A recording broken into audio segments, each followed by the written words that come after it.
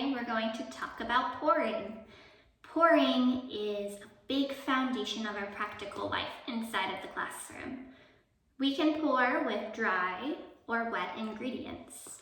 Inside the classroom, we use pouring when we're having our snack or lunchtime, and we have these little pitchers that we use 2 hands, one here and one here, to help stabilize for pouring.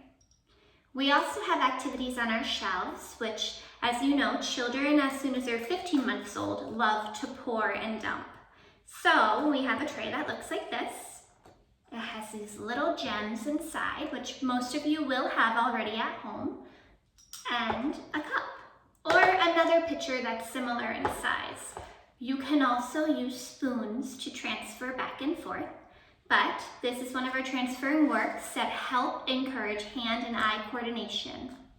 So what we do is we tell our friends we use 2 hands, and we might, if they let us, come behind to help them. And remember, I keep saying in the videos, our hands and our arms are an extension of your child's. We're here to help guide them. So what I would do is I would say, I use my 2 hands.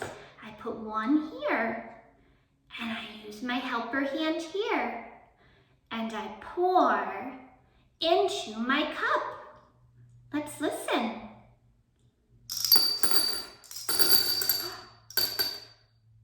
Oh, I have a few more.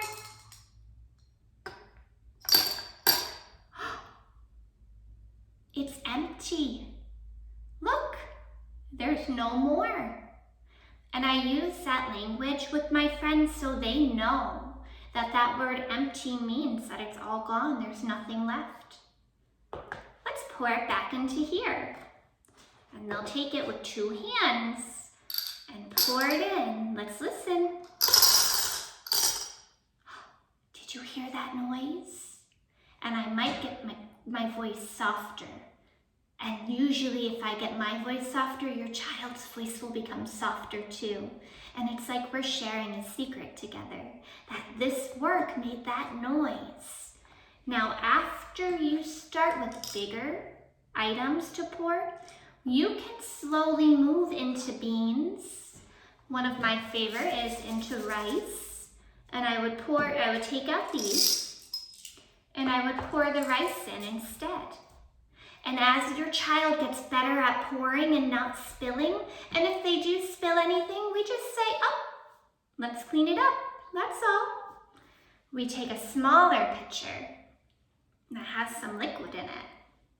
These pitchers are great because they have some weight on them, but also if you have a gravy boat at home, if you have a little pitcher that you use for your cream when you're having company over, you can use those too. Just remind your children at home to use 2 hands when pouring. And a lot of time they'll try to pour with 1 hand. And that's fine, but we want them to know if they use 2 hands, it's a better control and they're more able to get it into the cup. So if I have water on my tray, I'll usually put a little towel. Or for the younger children, I'll keep it on the side. What happens with the child, they tend to try to wet the towel and then it turns into a table washing, which is fine. In that case, I would move the water to a little bucket. So what I do is I tell my friends, how can we pour the water into the cup? We need to use 2 hands, one here and one here. And then we pour the water. Let's listen. I can feel the water. Some got on my fingers. That felt cold. I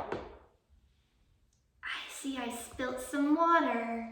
I need to clean it up. I'm going to take my towel and I'm going to wipe the water. There. It's all cleaned up. And I'm going to take my cup with 2 hands and drink my water. And I use 2 hands with my cup, otherwise it might spill on me and get me wet. Thank you for coming and listening to how we introduce pouring in our Montessori toddler classroom. I hope this is helpful for you at home. Different extensions you can do for this besides the beans and the rice and the water are measuring cups to scoop and pour.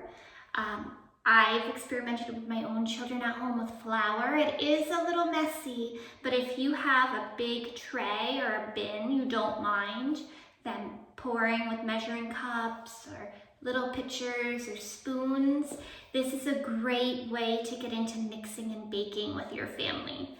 Also, I've done this with my kids in the tub with cups and pitchers and pouring. That way, if they spill the water, it's in a controlled environment, so it's already wet in there.